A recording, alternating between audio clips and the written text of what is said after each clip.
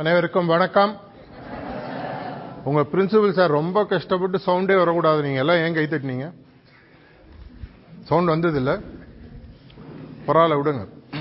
ஒரு 150 பின்னாடி கேக்குதா நான் பேசுறது? அங்க ஸ்கூல்ல எல்லாம் பாத்தீங்கன்னா நம்மள பேக் பெஞ்சர்ஸ், ஆனா வாழ்க்கையில பாத்தீங்கன்னா இவங்க தான் வந்து ஃப்ரண்ட்ல வந்து நிற்பாங்க. அது மாதிரி ஒரு 150-200 வருடங்களுக்கு முன்னாடி சரித்திரம் அப்படின்னு போய் பார்த்தீங்கன்னா, அமெரிக்கா நாடு எல்லாம் கேள்விப்பட்டிருக்கீங்களா? USA, united states of America அப்படின்னு சொல்லுவாங்க. அங்க வந்து பாத்தீங்கன்னா அமெரிக்காவுடைய வடக்கு பகுதியில் வந்து தங்கம் இருக்கிறதாக ஒரு பேச்சு அந்த காலத்தில் உண்டு. இத கேள்விப்பட்டுட்டு உலகத்திலிருந்து பல நாடுகள்லேருந்து, அப்பெல்லாம் வந்து கப்பல் வசதியெல்லாம் கிடையாது, அந்த தங்கத்தை எடுக்கிறதுக்காக என்ன பண்றாங்க, ரஷ்யாலேருந்து மேல் வழியாக சைபீரியாலாம் பாத்தீங்கன்னா -40 -50 டிகிரிஸ் வரைக்கும் குளிர் போகும். அது வழியாக போய் அலாஸ்கா வழியாக மேல வந்து இறங்கி அந்த தங்கம் எடுக்கிறதுக்கு வராங்க. இந்த தங்கம் எடுக்கிறதுக்கு ஒரு 100 பேர் ஆவரேஜா போயிருந்தாங்கன்னா நார்மலா ஒரு 60 பேர் தான் போய் சேர்ந்தா, பாக்கி 40 பேர் போற வழியில ஏதோ ஒரு காரணங்களால இயற்கை விபத்து இல்ல அங்க இருக்கக்கூடிய அனிமல்ஸ் இந்த மாதிரி விஷயங்களால தாக்கப்பட்டு இறக்குறாங்க. ஒரு 60% போய் சேருது. இதுக்கு தான் வந்து ஒரிஜினலா போயிட்டு நீங்க கூகுள்லாம் தேடி பார்த்தீங்கன்னா, போய் நீங்க இது பண்ணி சர்ச் பண்ணி பாருங்க, தி கோல்டு ரஷ் அப்படின்னு சொல்லி உண்டு. அது தங்க வேட்டை அப்படின்னு சொல்லி தமிழ்ல சொல்லுவாங்க. இந்த தங்க வேட்டை, இந்த தங்கம் அப்படின்றது வந்து நம்மளுடைய இந்தியாவில் இன்னைக்கும் வந்து ரொம்ப ரொம்ப ஒரு முக்கியமான சேமிப்பு. எல்லா குடும்பத்திலையும் பார்த்தீங்கன்னா அட்லீஸ்ட் கொஞ்சமா தங்கம் வச்சிருப்பாங்க. உங்க அப்பா அம்மா கேட்டு பார்த்தீங்கன்னா தெரியும். அது வந்து நம்மளுடைய நாட்டினுடைய ஒரு முக்கியமான ஒரு அமைப்பு. 2008-2009 பெரிய லெவலில் ரெசெஷன் அப்படின்னு சொல்லி ஒன்று வந்தது. உங்களுக்கு எவ்வளவு பேருக்கு அது தெரியும் தெரியாது, நீங்க மேபி பிறந்திருக்க கூட மாட்டீங்க இப்போ சில பேர்லாம். அப்ப வந்து என்ன ஆச்சுன்னா, உலகளாவி வந்து ஒரு பொருளாதார ஒரு தேக்கம் ஏற்பட்டது. இந்த பொருளாதார தேக்கத்தில் என்ன ஆச்சுன்னு பாத்தீங்கன்னா, யார்ட்டையும் பணம் இல்லை, கஷ்டம், வருமானம் இல்லை. அப்பேற்பட்ட காலகட்டத்துக்குள்ள பாத்தீங்கன்னா இந்தியா நாடு வந்து சொந்த கால அந்த 1-1.5 வருஷத்தை தாண்டி வெளியில வந்தாங்க. அதுக்கு முக்கியமான காரணம்னு பாத்தீங்கன்னா அவங்க சேமிச்சு வச்ச தங்கம். இதற்கும் உங்களுக்கு என்ன சம்பந்தம்? ஏன் சார் எங்கள்கிட்ட இதை பத்தி பேசுறீங்க அப்படின்னு பாத்தீங்கன்னா, உங்களுடைய வாழ்க்கை கூட பாத்தீங்கன்னா கிட்டத்தட்ட ஒரு தங்க வேட்டை. நீங்க சின்ன வயசுல உங்களுடைய ஸ்கூல்ல எல்லாம் ஒரு கதை படிச்சிருப்பீங்க. வானவில் அப்படி ஒரு வளைவா வரும், அந்த வானவில் கீழே போய் சேர்ந்துட்டீங்கன்னா அங்க ஒரு பொக்கிஷம் அது வச்சிருப்பாங்க, அதுக்குள்ள அந்த பானைக்குள்ள நிறைய தங்கம் இருக்குன்னு கதை படிச்சிருப்பீங்க. கரெக்டா? Gold at the end of the அந்த ரெயின்போன்னு சொல்லி சொல்லுவாங்க. நம்மளுடைய மனிதனுடைய ஒரு நேச்சரே பாத்தீங்கன்னா எதையாவது நம்ம தேடிட்டே இருக்கணும், எதையாவது தேடி கண்டுபிடிக்கணும், அதை கண்டுபிடிக்கணும், அதை அடையணும். இப்போ இந்த ஊர் பாத்தீங்கன்னா ஒரு சுற்றுலா தலம் இல்லையா? உங்களுக்கு இது படிக்கக்கூடிய இடம், எங்களை மாதிரி ஆளுங்களுக்கு இது ஒரு சுற்றுலா தலம்.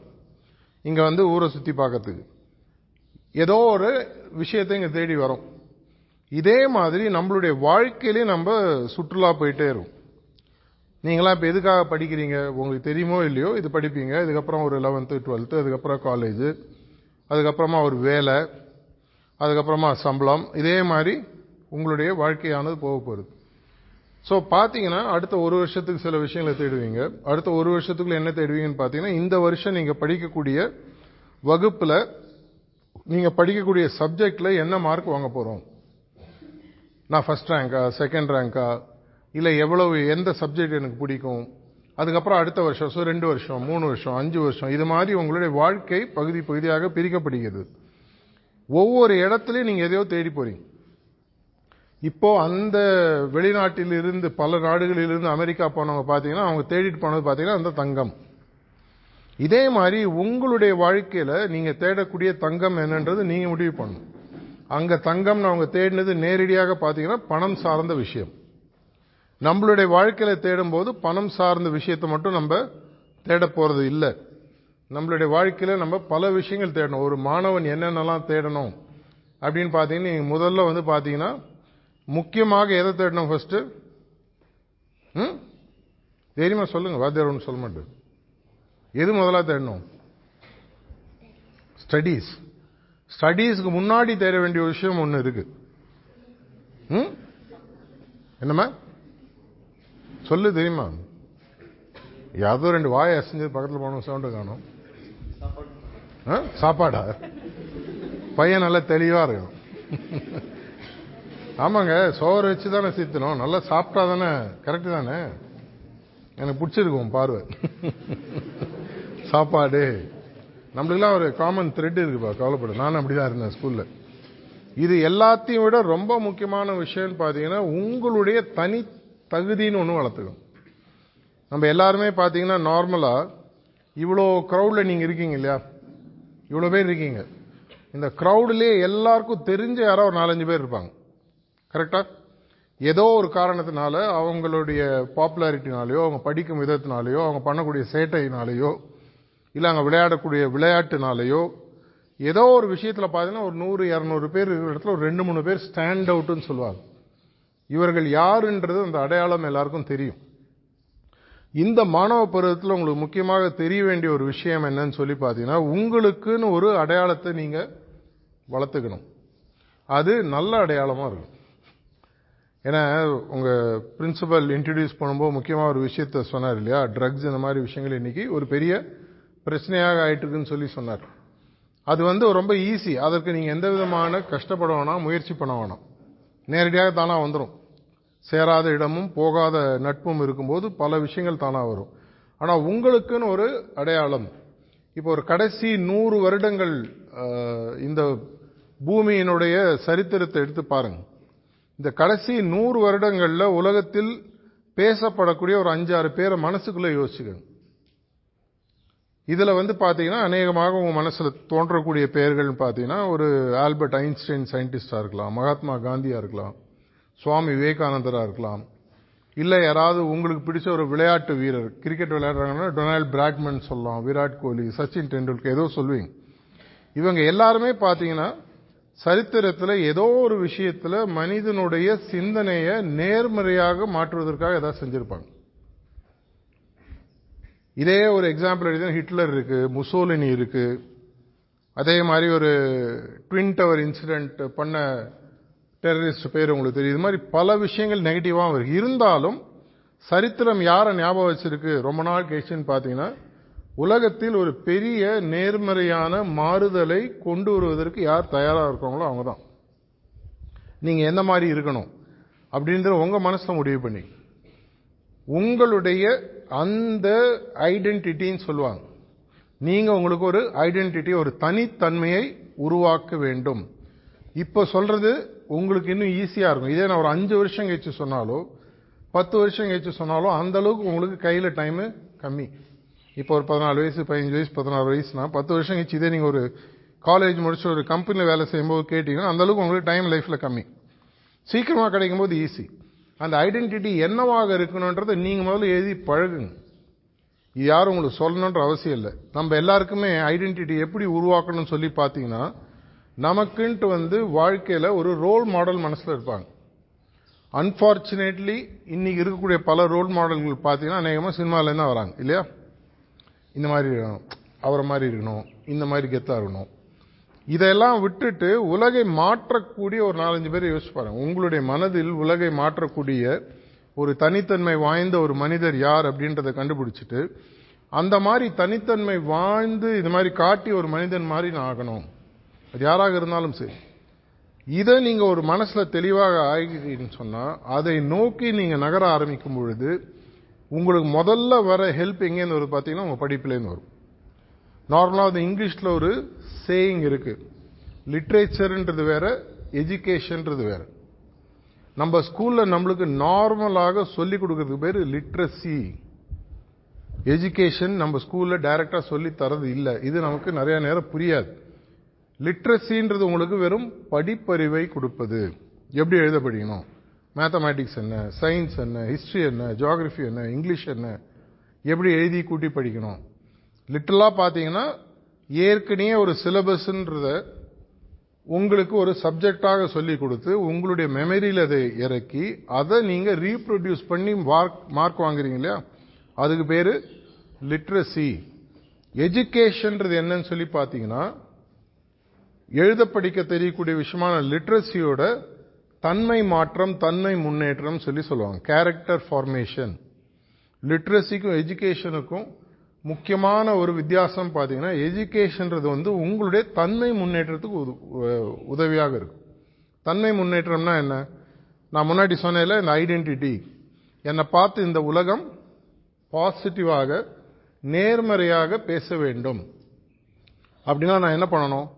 நான் நல்லா படிக்கணும், நல்ல மார்க் வாங்கணும், உலகத்துக்கு நான் ஒரு ரோல் மாடலாக வரணும், ஒரு நல்ல வேலையை எடுத்து செய்யணும், இல்லை ஒரு நல்ல தொழில் தொடங்கணும், ஒரு நல்ல டாக்டராக மாறணும், ஒரு நல்ல இன்ஜினியராக மாறணும். இப்போ பல இடங்களுக்கு போனீங்கன்னா இந்த பில்டிங்கை இன்னார் கட்டினார்னு கீழே போட்டிருக்கும். அவருடைய பேர் அந்த இடத்துல. இப்போ விஸ்வேஸ்வரையா எடுத்து பார்த்தீங்கன்னா கேஆர்எஸ் டேம். இங்கேருந்து அப்படியே இந்த பக்கம் போய் மைசூர் தாண்டி போனீங்கன்னா அந்த டேம் இருக்குது. அது கட்டி 100 வருஷங்களுக்கு மேலே ஆச்சு. இன்றைக்கும் பார்த்தீங்கன்னா அவருடைய பேர் இதில் இருக்கும். அந்த கேஆர்எஸ் டேம் பார்த்தீங்கன்னா விஸ்வேஸ்வரையா கட்டினது. இது மாதிரி உலகத்தில் இருக்கக்கூடிய இதே மாதிரி நீங்கள் ஐரோப்பா விஷயங்கள் சார்ந்த சர்ச்சஸ், இந்த மாதிரி விஷயங்கள்லாம் நீங்கள் போயிட்டு கூகுள் பண்ணி யூடியூப்ல பார்த்தீங்கன்னா லியோனார்டோ டா வின்சி அப்படின்ட்டு இருக்கும். இதை மாதிரி சில மாமனிதர்கள் அவங்களுடைய திறமைகளை பில்டிங் ஆகும். இப்போ சயின்ஸ் படிக்கிறீங்க, இன்னைக்கு இந்த ரூமை சுற்றி இப்படி நீங்கள் ஒரு பார்வை பார்த்தீங்கன்னா, இந்த ரூமில் பார்க்குற ஒரு 100 விஷயம் பார்த்தீங்கன்னா 75 விஷயம் ஒரே ஒரு ஆள் கண்டுபிடிச்சது. யார் அது தெரியுமா? அந்த சயின்டிஸ்டோட பேர் என்ன? Thomas Alva Edison. நீங்க எதை எடுத்து பார்த்தாலும், ஒரு mike system Thomas Alva Edison, electricity Thomas Alva Edison, bulb Thomas Alva Edison, நீங்க பார்க்கக்கூடிய படம் தாமஸ் ஆல்வா எடிசன்.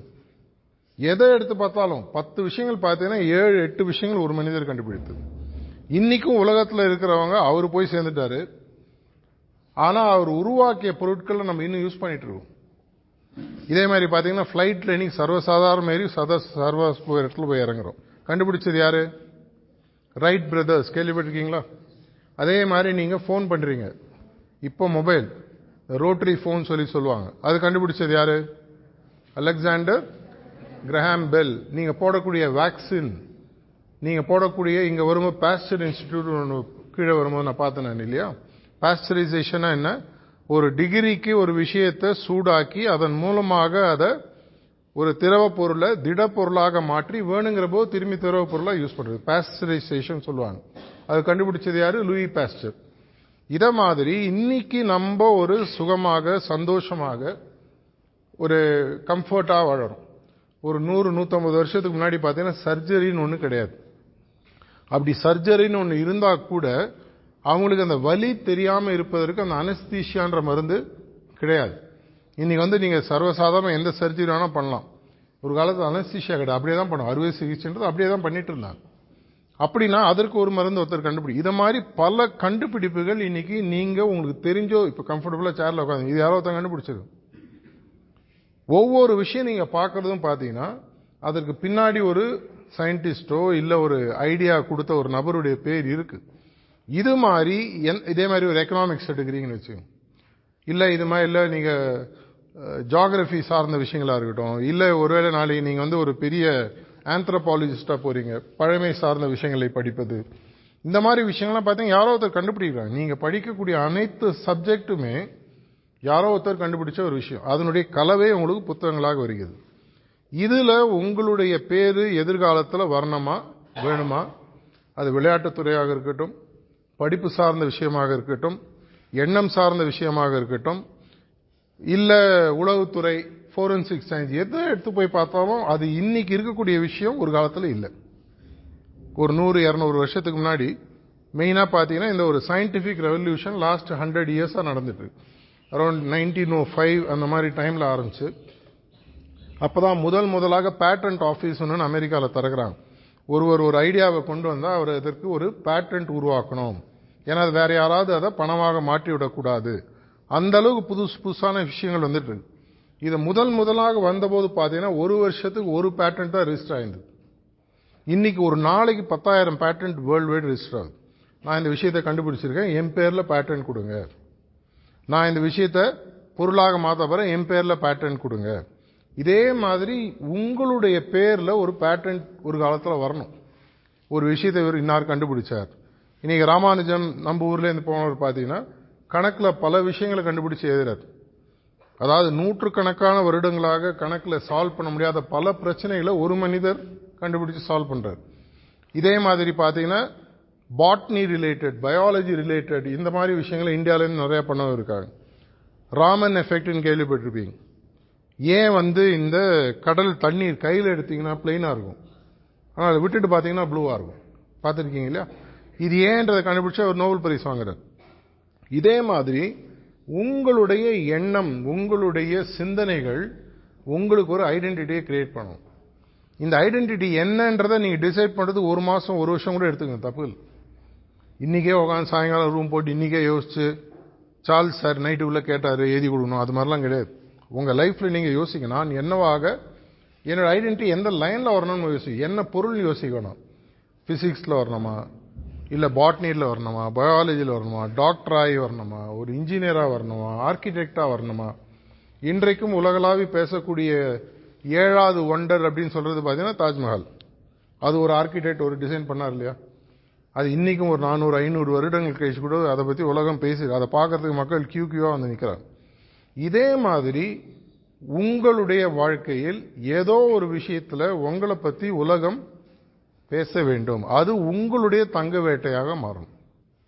அந்த தங்க வேட்டைன்றது ஒரு நாள் நடக்கல, 20-30 வருஷம் ஆச்சு. பல ஊர்ல இருந்து அதை கேள்விப்படுறாங்க, போறாங்க, நிறைய பேர் போற வழியில சாகுறாங்க, அதுக்கப்புறம் ஒத்தத்தலா போறாங்க, அதுக்கப்புறம் அது பெரிய ஒரு கோல்டன் டெசர்ட்னே சொல்லுவாங்க அந்த ஏரியா. இதே மாதிரி உங்களுக்கு லைஃப்ல ஒரு ஐடென்டிட்டி உருவாக்குறத பத்தி யோசிக்காருங்க. இன்னைக்கே முடியணுன்றது இல்லை. நீங்க 11வது முடிக்கிறதுக்குள்ள பண்ணலாம், 12th பண்ணலாம், கிராஜுவேஷன்ல பண்ணலாம். இதற்கு ஒரு டைம் லைன் கிடையாது. இப்ப பரீட்சைனா நீங்க மார்ச்லயோ பிப்ரவரிலயோ ஏப்ரலையோ பரீட்சை எழுதி நீங்க பாஸ் பண்ணி ஆகணும், அப்பதான் அடுத்த கிளாஸுக்கு போக முடியும். ஆனா இந்த மாதிரி விஷயங்களுக்கு முதல்ல நமக்கு தேவை என்னன்னு பாத்தீங்கன்னா அவேர்னஸ். இந்த மாதிரி ஒண்ணு சாத்தியம்ன்றது எனக்கு புரிய ஆரம்பிக்கணும். மலை மேல ஏறுற மாதிரி, மலை மேல ஏறுறவங்க எல்லாருமே உச்சிக்கு போய் சேர்றது இல்லை. ஆனா மலையிலேயே ஏற வேண்டான்ட்டே வாழ்க்கையை வாழறவங்க வாழ்க்கையில எங்கேயுமே ஏறுறதே இல்லை. இப்போ ஒரு எவரெஸ்ட்னு ஒன்று எடுக்கிறீங்க, 29,000 அடி உயரம், வருஷத்துக்கு 1 இன்ச்சு ஏறுதுன்னு சொல்றாங்க. இந்த 29,000 அடியை தாண்டின அந்த எவரெஸ்டினுடைய சிகரத்தை தொடணும்னு ஒருத்தன் யோசிக்கும் பொழுது அவன் மெதுவாக மலையில கீழே மேலே போவான். 500 அடி, 1000 அடி, 2000 அடி, 3000 அடி, பேஸ் கேம்ப்னு சொல்லுவாங்க 15,000 அடி. இந்த இடத்துல போகும்போது அவன் ஜீரோவோட பெட்டரா இருக்கான் இல்லையா? அப்படின்னா என்ன பண்ணிருக்கான், முதல்ல அவன் இப்படி பாக்குறான், இந்த சிகரத்தை நான் தொடணும், இந்த சிகரத்தின் உச்சிக்கு நான் போகணும். 1950களில் 60களில் அதுக்கப்புறம் கூட பாத்தீங்கன்னா கிட்டத்தட்ட ஒரு 20 வருஷத்துக்கு முன்னாடி வரைக்கும் கூட நம்ம ஸ்கூல்ல சொல்லி கொடுத்தது பாத்தீங்கன்னா, பாட்டி நம்மளுக்கு சோறு ஊட்டும் போது அந்த நிலால ஒரு மான் உட்காந்துருக்கு, இந்த கதை அது மாதிரிலாம் சொல்லிட்டு சோறு ஊட்டுவாங்க. அங்க அப்புறம் போனாதான் அது மானு கிடையாது, அதெல்லாம் ஹில்ஸ் அண்ட் கிரேட்டர்ஸ் அப்படின்னு கண்டுபிடிக்கிறாங்க. இன்னைக்கு நம்மளுடைய விண்கலமே அங்க போய் இறங்கிது. இப்போ நெக்ஸ்ட் நம்மளுக்கு பாத்தீங்கன்னா மார்ஸ் நோக்கி போகுது, மற்ற ரோவர்ஸ்லாம் வெளியிலாம் அனுப்புறாங்க, ரேஞ்ச் ஸ்பேஸ் ரோவர்ஸ்லாம் அனுப்புறாங்க. முதல்ல அது பாத்தீங்கன்னா யாரோ சொல்லும் போது நம்மளுக்கு காமெடியா இருக்கும். 1969ல முதலாக அமெரிக்கா போயிட்டு லேண்ட் ஆகும் பொழுது நம்ம அப்போ ஸ்பேஸ் கிராஃப்ட்ன்ற கான்செப்ட் இந்தியாவில் கிடையாது. இந்த இஸ்ரோன்ற ஒரு விஷயமே அதுக்கப்புறம் ரொம்ப லேட்டா வந்தது. ஆனா நம்ம அதுக்கப்புறம் பிக்கப் பண்ணி நீ டாப் 5 இன் வேர்ல்ட்ல நம்ம வந்துட்டோம். நியூக்ளியர் பவரா இருக்கட்டும், மேல போயிட்டு வெளி கிரகங்கள் போகக்கூடிய விஷயங்கள் சார்ந்த விஷயங்களை பார்த்தா நம்ம வந்திருக்கோம். இதெல்லாம் எப்படி சாத்தியமாச்சுன்னு பாத்தீங்கன்னா, யாரோ ஒரு மனிதர் இதை நான் செய்யணும்னு முதல்ல ஆரம்பிச்சார். ஒரு மனிதன் ஒருத்த நம்பிட்டான்னு சொன்னீங்கன்னு வச்சுக்கோங்களேன். இது நீங்க 1950களில் பாத்தீங்கன்னா ஒலிம்பிக்ஸ் ஒன்று நடக்குது. ஒலிம்பிக்ஸ் 1952-54 லண்டன் ஒலிம்பிக்ஸ் சொல்லுவாங்க. அந்த ஒலிம்பிக்ஸ்ல அந்த ஒலிம்பிக்ஸ் நடக்கிற வரைக்கும் பாத்தீங்கன்னா ஒரு மைல் ரன்னு சொல்லுவாங்க. ஒரு மைல்ன்றது 1.6 கிலோமீட்டர்ஸ். இந்த 1.6 கிலோமீட்டர்ஸ் டிஸ்டன்ஸ் மனுஷன் ஒரு 100 வருஷமா ஓடுற காலத்துல யாருமே 4 நிமிஷத்துக்கு கம்மியா ஓடுனதே கிடையாது. அப்ப அவங்க என்ன சயின்டிஸ்ட்லாம் கண்டுபிடிச்சு சொல்றாங்கன்னா, மனிதனுடைய உடல் எப்படின்னு பாத்தீங்கன்னா அவனால இதை விட வேகமா ஓட முடியாதுன்னு சொல்லி அவங்களாம் சொல்றாங்க. அப்போ ஒரு டாக்டர் அத்லீட்டா இருக்காரு. அவர் இந்த ஒலிம்பிக்ஸ் ஓடுறதுக்காக வர்றாரு. அவரோட பேர் பாத்தீங்கன்னா ரோஜர் பானிஸ்டர்னு பேர். போயிட்டு நீங்க யூடியூப்ல ரோஜர் பானிஸ்டர் ரன்னு பாத்தீங்கன்னா அதை அழகா ரெக்கார்ட் பண்ணி அந்த டைமே 4 மினிட்ஸ் காட்டுவாங்க. அவரு கிட்டத்தட்ட 6 மாசம் 1 வருஷம் எப்படி இதை 4 நிமிஷத்தில் ஓடணுன்றதை யோசிச்சு பிராக்டிஸ் பண்ணி ஃபைனலா ஒலிம்பிக்ஸ்ல 4 நிமிஷத்தில் ஓடுறார். இதுல என்ன ஒரு காமெடியான விஷயம், ரொம்ப சீரியஸான விஷயம் பாத்தீங்கன்னா, அதே வருடத்தில் இன்னொரு 30 பேர் 4 நிமிஷத்தில் ஓடுறாங்க. எதனால? அன்னி வரைக்கும் நம்மளுக்கு என்ன சொல்லி வளர்த்திருக்காங்க, 4 நிமிஷத்துல ஓட முடியாது. யாருமே 4 நிமிஷத்துல ஓடணுன்றதை பத்தி அவங்க யோசிக்கவே இல்லை. அடுத்தது பாக்குறாங்க, ரோஜர் பேனிஸ்டர் ஓட்டாரு, அவர் ஓடினார்னா என்னால ஓட முடியும். மனிதனுடைய இயல்பு, யாராவது ஒருத்தர் செஞ்சுட்டாங்கன்னா எல்லாரும் பின்னாடி ஈடிச்சாங்க அப்படின்வாங்க, பின்னாடி ஓடுவாங்க. ஆனா உலகத்துல நீங்க ஞாபகம் வச்சுக்கணும், இந்த தங்க வெயிட்டன் அமெரிக்காவில் நடந்தது இல்லையா, அதுல மேக்சிமம் சம்பாதிச்சவங்க முதல்ல போன ஒரு 200-300 பேர். அவங்க என்ன பண்ணிட்டாங்கன்னா, முதல்ல போகும்போது இடம் ஃப்ரீ, அந்த இடத்துல எந்த விதமான சட்டமோ, அப்ப நாடு அமெரிக்கான்ற நாடே கிடையாது. அவங்க போயிட்டு முதல்ல ஒரு பெரிய பார்டர் கட்டிட்டாங்க. இந்த பார்டருக்குள்ள தங்கம் கிடைச்சா அதெல்லாம் என்னோடது. அதாவது மொத்த இடமும் நீங்க போய் குறியிட்டு மொத்த மலையும் வந்துப்பா, எவ்வளவு தூரம் போய் எடுத்துக்கிறியோ, நீ ஃபர்ஸ்ட் எடுக்கிறியோ அதுக்கு உடனே கிளம்ப முடியாதுப்பா, எல்லாம் கவர்மெண்ட். இது பையன் ஒன்னு எட்டி பார்க்கறான் அந்த போகும். இப்போ இதே மாதிரி உங்களுடைய வாழ்க்கையில் முதலாக நீங்க ஒன்னு எடுக்கணும்னு முடிவு பண்ணீங்கன்னா, அதுல முன்னாடி யாருமே கிடையாது. நீங்க எடுத்துட்டீங்கன்னா அது மொத்தம் உங்களுது.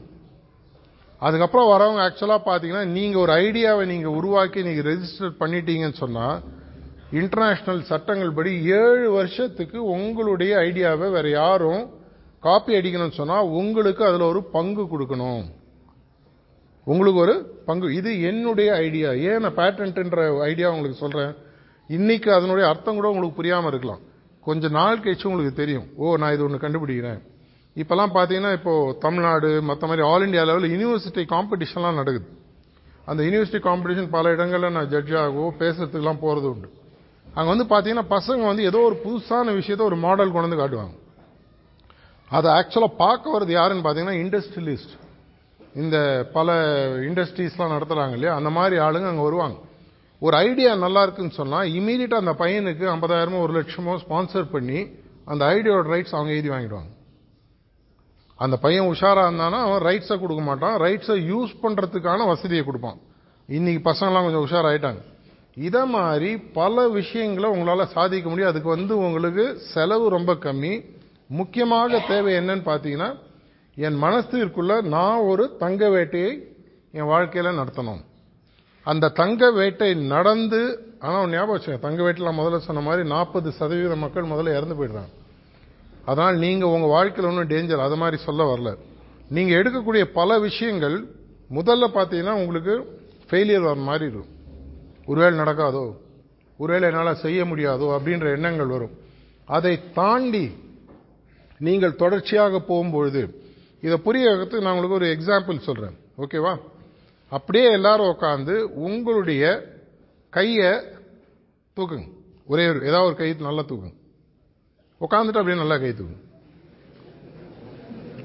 ஓகே, அப்படியே வச்சுக்கோங்க. ஏந்துக்கு வேணாமா? இன்னும் கொஞ்சம் தூக்குங்க, இன்னும் கொஞ்சம் தூக்குங்க, இன்னும் கொஞ்சம் தூக்குங்க,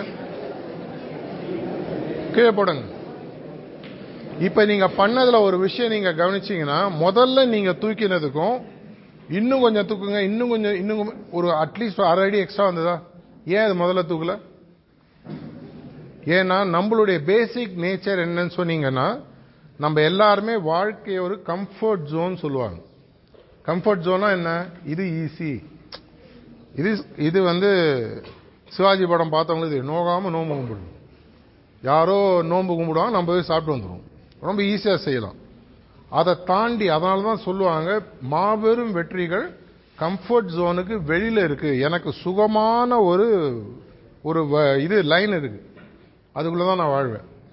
எனக்கு இவர்கள் தான் நண்பர்கள், இந்த படிப்பு தான் பிடிக்கும், இது மாதிரி இருந்துட்டா ஈஸி, அது ஈஸி.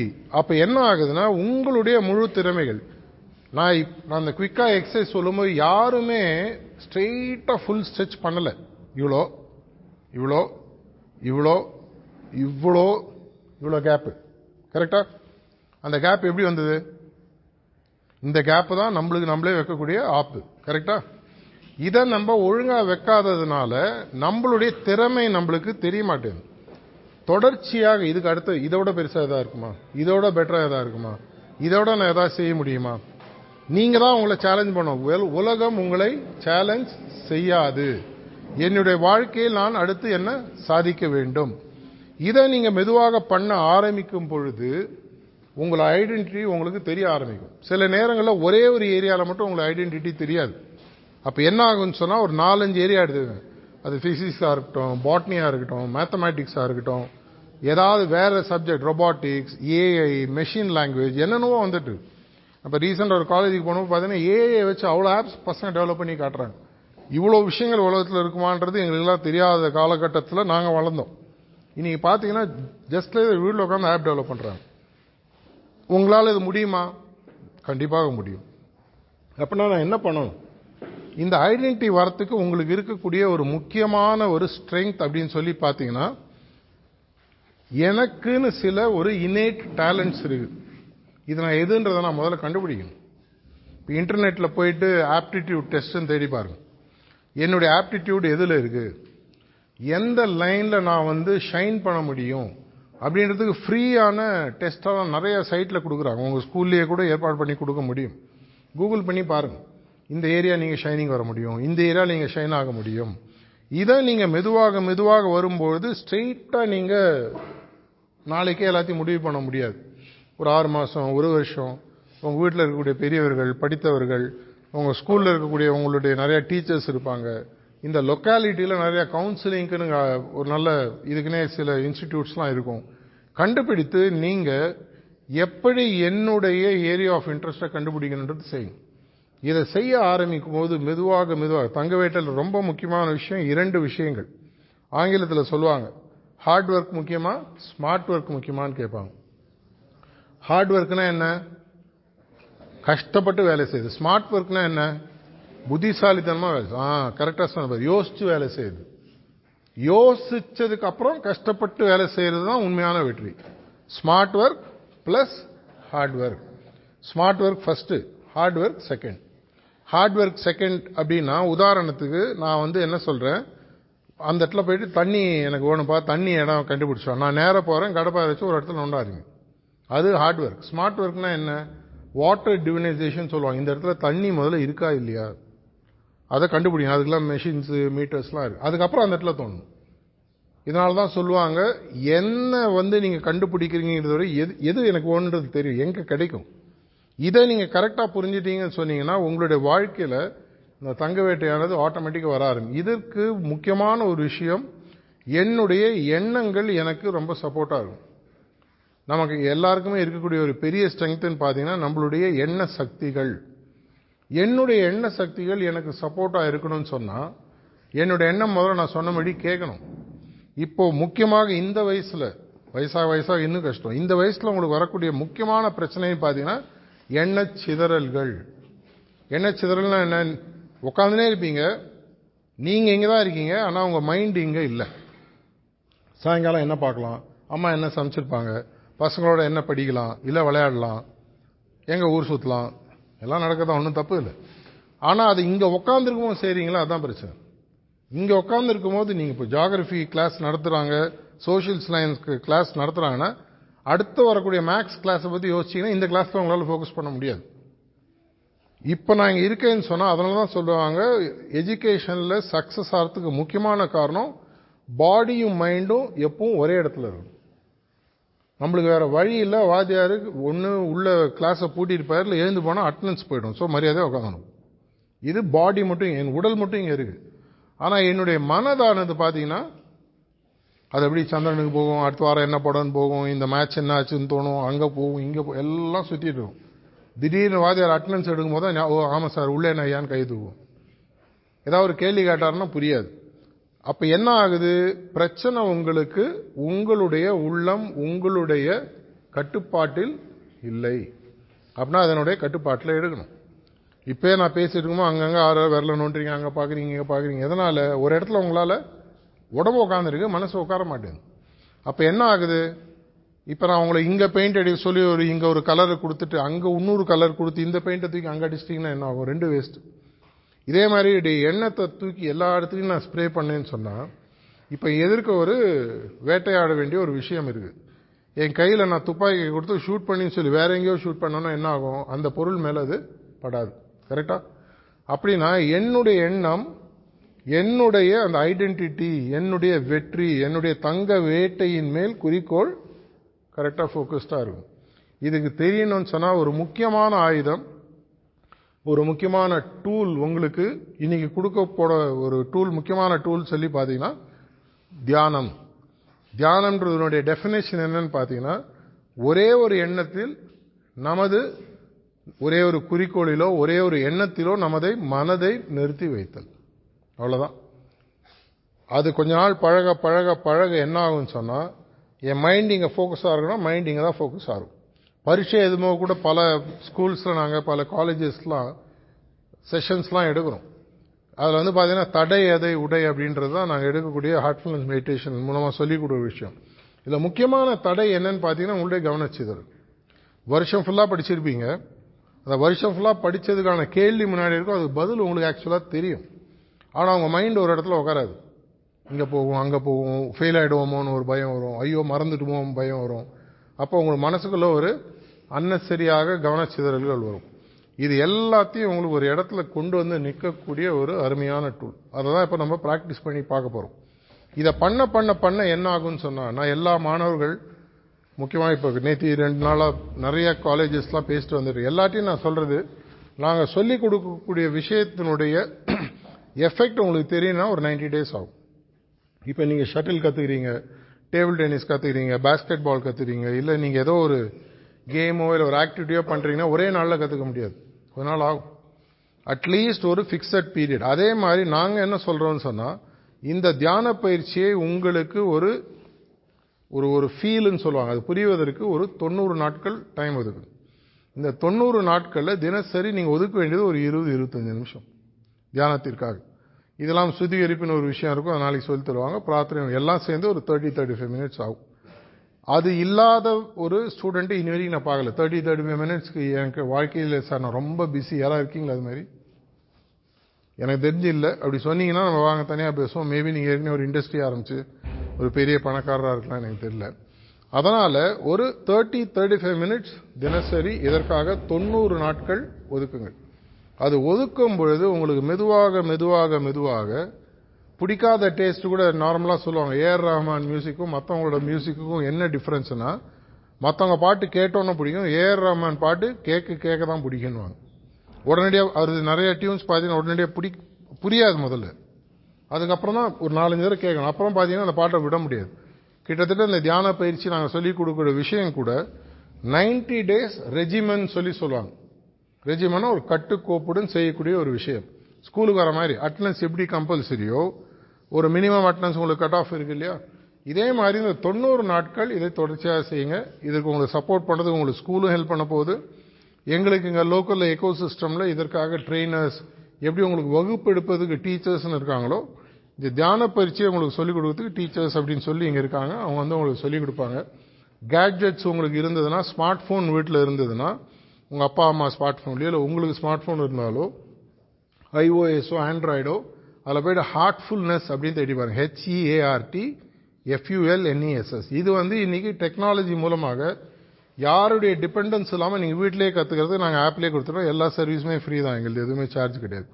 இதை நீங்க பிராக்டிஸ் பண்ண பண்ண பண்ண என்ன ஆகும்னா, இவ்வளோ நாளாக எது உங்களுக்கு ஃப்ரெண்டாக எல்லாம் ஓடிட்டு இருந்ததோ உங்களுடைய மனதானது இதன் மூலமாக உங்களுக்கு அது ஃப்ரெண்டாக ஆரம்பிக்கும். ஒரு நல்ல ஃப்ரெண்டுனா என்ன? Friend in need is a friend in டீட்னு சொல்லுவோம். என்னுடைய தேவையை உணர்ந்து கொண்டு எனக்கு உதவியாக இருப்பான் தான் உண்மையான நண்பன். தியானம்ன்றது உங்களுக்கு ஒரு உண்மையான நண்பனாக ஒரு வாழ்நாள் ஃபுல்லா வரும். ஒரு ஐடென்டிட்டி கிரியேட் பண்றதுக்கு ஹெல்ப் பண்ணும். இதன் மூலமாக ஒரு தங்க வேட்டையில நீங்க எதிர்காலத்தில் ஒரு 5 வருஷம் கழிச்சு 10 வருஷம் கழிச்சு ஒரு பெரிய பேட்டன்ட்டை டெவலப் பண்ணீங்க, ஒரு பெரிய லெவல்ல வரும்பொழுது அதற்கு ஒரு சின்ன சீடு இன்னைக்கு நடந்ததாக உங்களுக்கு அன்னைக்கு இது புரியும். இப்ப நம்ம முதல்ல ஒரு ரிலாக்ஸேஷன் ஒரு டெக்னிக் இப்ப பண்ணுவோம். ஒரு 4 நிமிஷம் நடக்கும். அந்த நேரத்தில் நீங்க அப்படியே கண்ணை மூடிட்டு அவங்க என்ன சொல்றாங்களோ அதை உருவப்படுத்தி கண்ணில் பாருங்க. சில கமெண்ட்ஸ் கொடுத்துட்டு வருவாங்க. உங்களுடைய உடலுக்கும் மனதிற்கும் ஒரு ஓய்வு நிலை கொடுத்ததுக்கு அப்புறம் ஒரு 10-15 நிமிஷம் தியானம் பண்ணுவோம். தியானம் எப்படி பண்ணோன்றத அவங்க அந்த வார்த்தையிலே சொல்லுவாங்க. இருந்தாலும் உங்களுடைய புரிதலுக்காக இந்த உலகத்தில் இருக்கக்கூடிய இயற்கையோ இல்ல கடவுள் சக்தியோ என்னுடைய இதயத்தில் ஒரு ஒளி ரூபமாக இருக்கின்ற ஒரு எண்ணத்துடன் உட்கார போறீங்க. முதல்ல அது புரியாது, அப்படி இப்படி ஓடும், கவலைப்படாதீங்க, போக போக வரும். என்னுடைய ஒரே ஒரு விண்ணப்பம், உங்களுடைய வாழ்க்கையில உங்களை தவிர வேற யாருக்கும் பெருசா அக்கறை இருக்காது. பல வருடங்கள் சின்ன வயசுல இருந்து கஷ்டப்பட்டு இங்க வந்ததுக்கு அப்புறம் என்னோட அனுபவத்துல சொல்லக்கூடிய வார்த்தை, உங்களுடைய வாழ்க்கையில உண்மையாகவே உங்களை தவிர வேற யாருக்கும் ஒரு லெவலுக்கு மேல அக்கறை கிடையாது. ஒரு லெவலுக்கு அப்பா அம்மாவுக்கு இருக்கும், மற்றவங்களுக்கு எல்லாம் பாத்தீங்கன்னா ஒரு சூப்பர்ஃபிஷியலா இருக்கும். ஆனா உங்க லைஃபை நீங்க தான் சீரியஸா எடுத்துக்கணும். உங்க வாழ்க்கையில தங்க வேட்டையில நீங்க வெற்றி பெறணும். மாபெரும் வெற்றிகளை சந்திக்கிறேன்ற பிரார்த்தனையுடன் வாழ்த்துக்களுடன் முடித்துக் கொள்கிறேன். நன்றி, வணக்கம்.